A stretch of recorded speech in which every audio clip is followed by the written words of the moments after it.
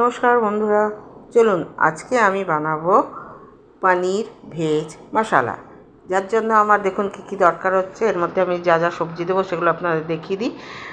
ফুলকপি আছে, গাজর আছে, আলু আছে, ক্যাপসিকাম আছে।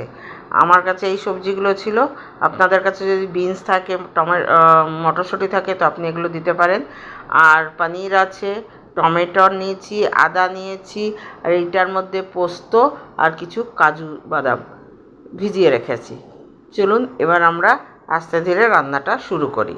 যার জন্য একটা কড়াই বসিয়ে দিলাম গ্যাসে। যেমনি কড়াইটা গরম হয়ে যাবে, কড়াইয়ের মধ্যে আমি কিছুটা তেল দিয়ে দেবো। কড়াইয়ের মধ্যে কিছুটা তেল দিয়ে দিচ্ছি।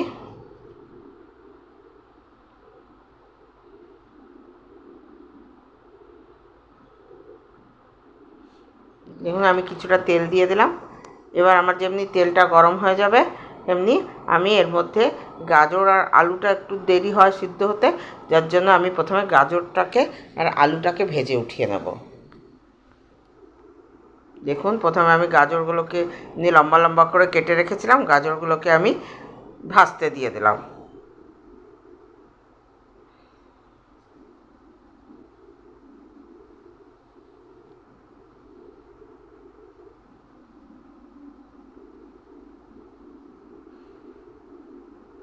দেখুন এইভাবে গাজরগুলোকে দিয়ে দিলাম, দিয়ে আলুগুলোকেও দিয়ে দিলাম, দিয়ে দুটোকে একসাথে আমি একটু ভেজে নেব।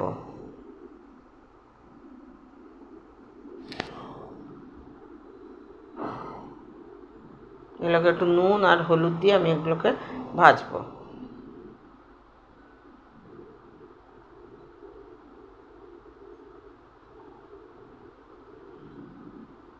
ভালো করে নেড়ে চেড়ে আমি এগুলোকে ভেজে নিচ্ছি। এর মধ্যে একটু নুন দিয়ে দেবো আর একটুখানি হলুদ দিয়ে দেবো আমি।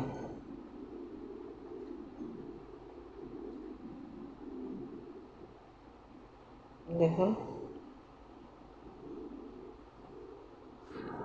একটু হলুদ দিয়ে দিলাম।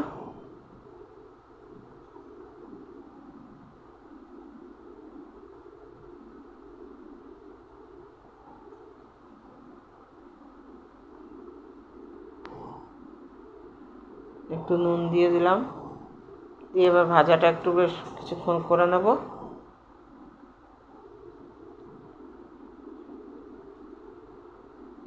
দেখুন এইভাবে আমি ভাজাটাকে ভেজে নিচ্ছি। দিয়ে এখন অনেকটা ভাজা হয়ে গেছে। এবার আমি এর মধ্যে আস্তে ধীরে ফুলকপিগুলো দিয়ে দেবো। দেখুন আমি ফুলকপিগুলো এর মধ্যে দিয়ে দিচ্ছি। দিয়ে এবার ফুলকপিগুলো এর সাথে একটু সময় ভেজে নেব। তারপর আমি এর মধ্যে ক্যাপসিকাম দিয়ে দেবো। বেশ নেড়ে চেড়ে এবার ফুলকপিটাকেও একটু সময় ভেজে নেব আমি এর সাথে। আর একদিকে আমি কাজু আর পোস্তটাকে বেটে নেব। আপনাদের কাছে যদি চারমগজ থাকে তো আপনারা চারমগজটাও তার সাথে মিশিয়ে ভেজে নেবেন, বেটে নেবেন। আমার কাছে ছিল না, ওই জন্য আমি খালি কাজু আর পোস্তটা বেটে নিয়েছি। দেখুন এবার আমি এর মধ্যে ক্যাপসিকামও দিয়ে দিলাম। দিয়ে এবার এই যে চারটে জিনিসকেই আমি একটু ভালো করে ভেজে নিয়ে তারপরে তুলে রাখবো।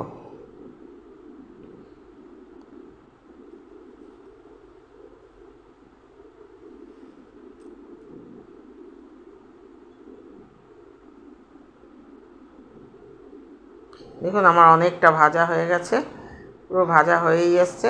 এবার আমি আস্তে ধীরে এই সবজিগুলোকে আমি তুলে নেব।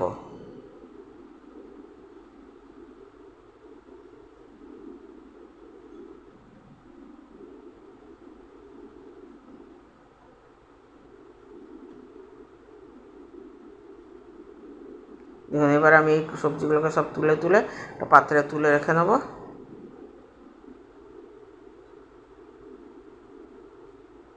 সব সবজিগুলোকে তুলে নিলাম। এবার কড়াইয়ের মধ্যে আবার আমি একটুখানি তেল দিয়ে দিলাম। দিয়ে এবার আমি এর মধ্যে পনিরগুলোকে হালকা করে ভেজে উঠাবো।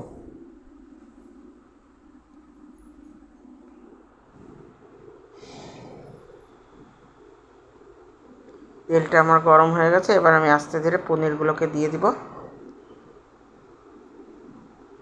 আস্তে আস্তে করে পনিরগুলোকে দিয়ে পনিরগুলোকে ভেজে উঠাবো।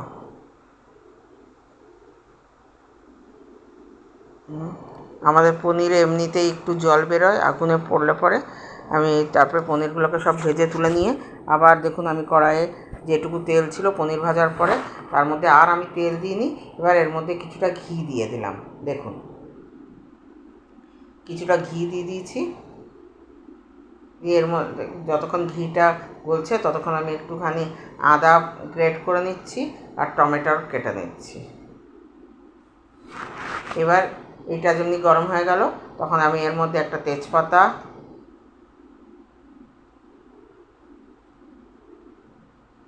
কটা গরম মশলা যেমন এলাচ, লবঙ্গ, দারচিনি আর একটু সাদা জিরা দিয়ে দিলাম এবার তেলের মধ্যে, ঘি আর তেলটার মধ্যে দিয়ে এটাকে ভালো করে বেশ করে নাড়াচাড়া করে নেব।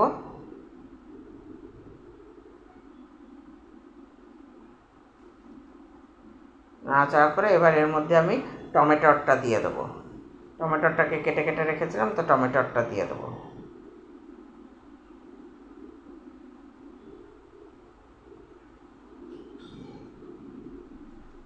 আস্তে ধীরে আমি টমেটোটা দিয়ে দিচ্ছি। দেখুন টমেটোটা দিয়ে দিলাম।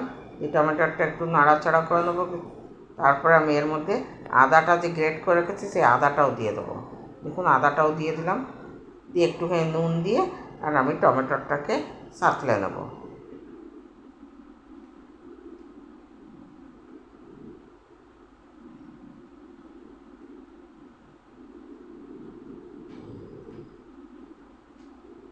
দেখুন আমি একটুখানি করার পরে দেখুন আমার টমেটোগুলো গলে এসছে। এবার আমি এর মধ্যে এই যে কাজু বাদাম আর পোস্তটা বেটে রেখেছিলাম সেই মিশ্রণটা এবার আমি এতে দিয়ে দেবো। দেখুন আমার এটা সাঁতলে নিয়েছি। এবার আস্তে ধীরে এটা যখন আরেকটু ভালোভাবে সাঁতলে যাচ্ছে তারপরে আমি এর মধ্যে কাজু বাদাম বাটাটা দিয়ে দেবো। এবার আমি আস্তে ধীরে এর মধ্যে কাজু বাদাম পোস্ত বাটাটা দিয়ে দিলাম। এই সময় আমি গ্যাসের আগুনটাকে একদম সিম করে দিয়েছি। দিয়ে এবার আমি আস্তে আস্তে এর মধ্যে অল্প অল্প করে মশলা সব দিয়ে দেবো। দেখুন আমি কিছুটা হলুদ দিয়ে দিলাম আর কিছুটা ওই পোস্ত বাটার ইয়েটার মধ্যে জল কিছুটা লেগেছিলো, তো ওই জলটাও আমি আগে একটুখানি দিয়ে দিই। দেখুন এবার জলটাও একটুখানি দিয়ে দিলাম।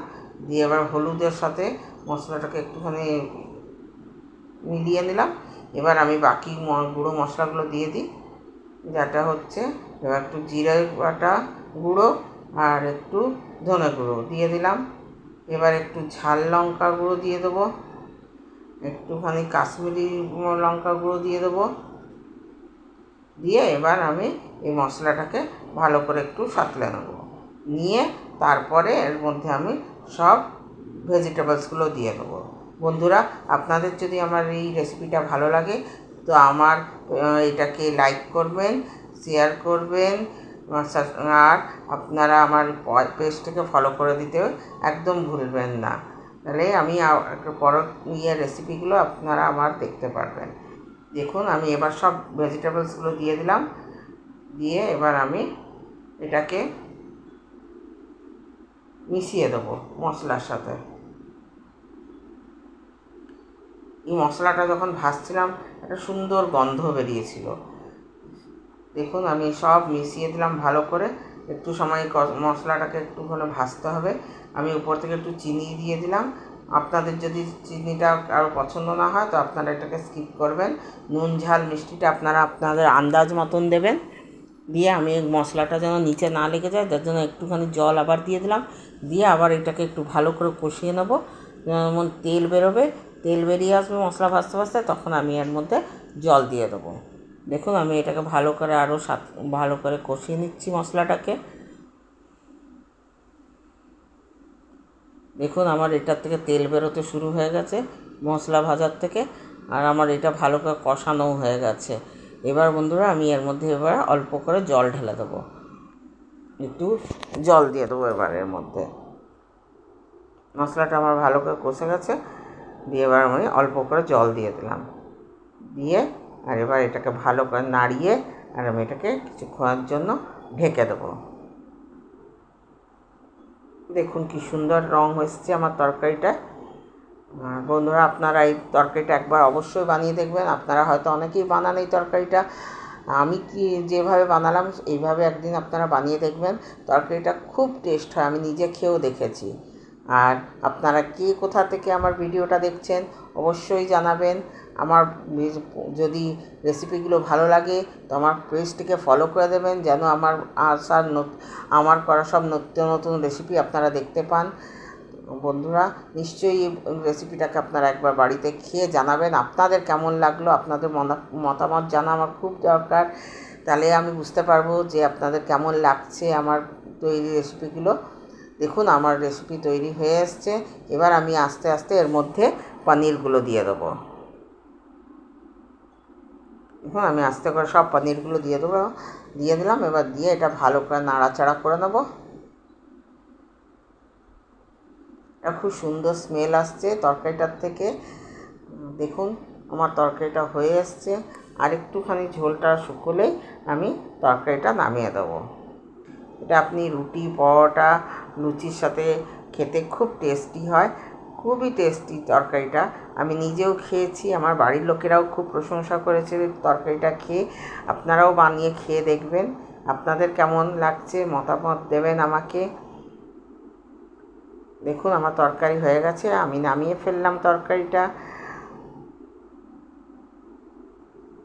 দেখুন কি সুন্দর হয়েছে তরকারিটা, তাই না? চলুন এরপরে আমি আবার একটা আমার রেসিপি নিয়ে আসবো আপনাদের জন্যে। চলুন আবার আসবো। বাই।